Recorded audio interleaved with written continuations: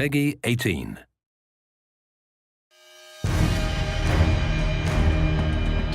The thing that I'm most excited about in Homefront is this unique core fantasy. The idea that, we're exploring the civilian side and the human side. The main gameplay goal behind the single-player portion of our game was to put the player in the shoes of a resistance soldier fighting for his country. Everything that we did comes out of that. How your weapons work, how you relate to the world, the kind of missions that you go on, it all comes from that. In a lot of shooters, you have the best equipment and great number of allies and an army behind you. In this case, you're civilians turned freedom fighters, and you have to fight against this greater force that has better equipment than you do. And it's really a sort of get in, get out situation. It's an interesting place for us to be on this one because everybody's expectations is military shooter, military shooter. We want guys who are professional, but guys who are really professional in war, like robots.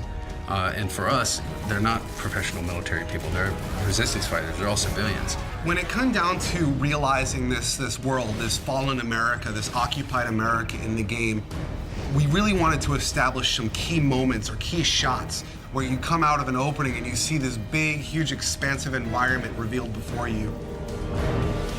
You see this enormous vista of this plane that crashed when the EMP went off. It's kind of like this moment where you're like, this is really something different. It's really spectacular. We really want people to feel like this looks like a place that I grew up in, and then twist it, and now it looks abandoned, now it looks collapsed. The second thing, which I think has been a huge win for us overall, is going after real-world brands. We really want to get these brands in here because they're part of the fabric of American life. So one of the places that the Koreans use as a supply depot is a classic big box store. And they sort of move in and they use the big space to store all their military stuff. And it's one of our big set pieces where the military goes on a raid mission to steal a bunch of fuel. Consequence of violence is something that we're focusing on in the game. War is not a pretty thing, and there's not always lots of positive events that come out of it. It's actually very dark and tragic, and we want to show that element in Homefront, which you don't really get in a lot of shooters. Jake, just put them out of their misery. Who's shooting? Let those bastards cook! In average FPS, you'll blow through 30 to 100 guys every 15 to 20 minutes or so. And you sort of get this what we call massacre fatigue. When you stop even caring, you don't even realize that you're killing humans.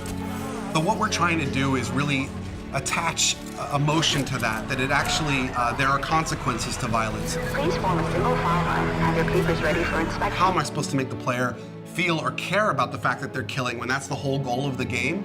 But that's really the fundamental crux of what we're trying to achieve.